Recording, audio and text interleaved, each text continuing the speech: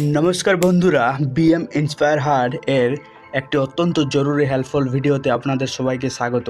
আপনারা ইতিমধ্যেই জানেন যে অন্নপূর্ণা ভাণ্ডারের প্রথম দফার টাকা ছাড়ার প্রক্রিয়া শুরু হয়ে গিয়েছে এবং অনেকের অ্যাকাউন্টে টাকা ঢুকেছে, কিন্তু আমাদের অনেক মা বোনের টেনশন পড়ে গিয়েছে, কারণ তাদের অ্যাকাউন্টে এখনও কোনো টাকা ক্রেডিট হয়নি। আপনারা সামনে আমাকে মেসেজ করছেন, দাদা আমার তো টাকা ঢুকলো না, ফর্ম কি রিজেক্ট হয়ে গেল, এখন আমি কি করব? বন্ধুরা, একদম প্যানিক করবেন না। আজ আপনাদের সামনে এই অফিসিয়াল গাইডলাইন তুলে ধরব, যেখানে পরিষ্কার বলা আছে প্রতি মাসে নির্দিষ্ট 3000 টাকা অ্যাকাউন্টে না পেলে আপনাদের ঠিক এই 5টি পদক্ষেপ নিতে হবে। তাই আজকের এই ভিডিওটি আপনার আটকে থাকা টাকা উদ্ধার করতে সাহায্য করবে, তাই ভিডিওটি শেষ পর্যন্ত দেখতে থাকুন। যাদের টাকা ঢুকেনি তারা সবার প্রথমে নিজের মোবাইল থেকে বা ব্যাংকে গিয়ে এই দুটি কাজ করতে হবে।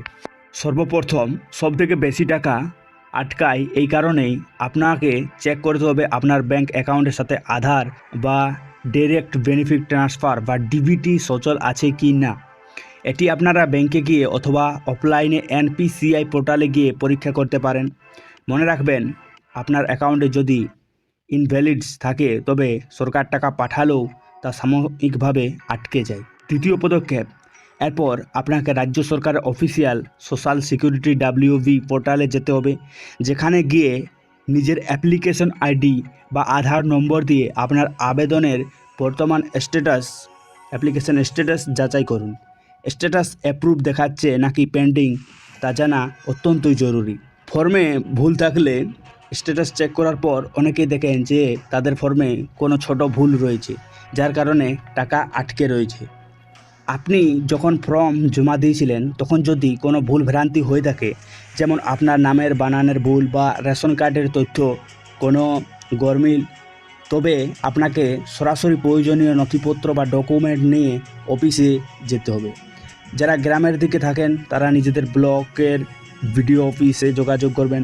যারা শহরে বা পৌরসভার বাসিন্দা তারা সরাসরি SDO অফিসে গিয়ে এই ভুল সংশোধন করিয়ে নেবেন।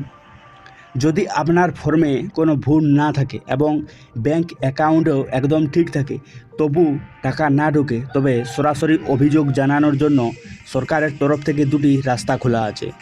যে কোনো সরকারি অভিযোগ বা সহায়তার জন্য আপনারা রাজ্য সরকারের নির্দিষ্ট অফিসিয়াল টোল ফ্রি হেল্পলাইন নম্বরে কল করতে পারেন এবং এই নম্বরে কল করে আপনারা নিজেদের সমস্যার কথা জানাতে পারবেন। যারা ইমেল করতে জানেন তারা সরাসরি ইমেলে আইডিতে নিজেদের অ্যাপ্লিকেশন আইডি সমস্যার কথা লিখে মেল করে পাঠাতে পারেন। ভিডিওর শেষে আমি আপনাদের সেই কথাই বলবো যা এই অফিসিয়াল গাইডলাইনে একদম নিচে বড় বড় করে লেখা আছে, বিচলিত হবেন না, একজন প্রকৃত প্রাপক এই পরিষেবা থেকে বঞ্চিত হবেন না। অর্থাৎ যদি সত্যি এই 3000 টাকা পাওয়ার যোগ্য হন এবং আপনার কাগজপত্রে কোনো জালিয়াতি না থাকে, তবে আপনার টাকা কেউ আটকাতে পারবে না। আজ না হোক কাল সমস্ত প্রসেসিং শেষ হলে আপনার অ্যাকাউন্টে টাকা ঠিক ঢুকে যাবে।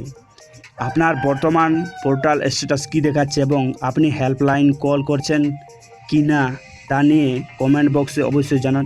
ভিডিওটি ইনফরমেটিভ মনে হলে একটি লাইক দিন এবং গ্রামের সমস্ত মা বোনেদের সাথে শেয়ার করে তাদের চিন্তা দূর করুন।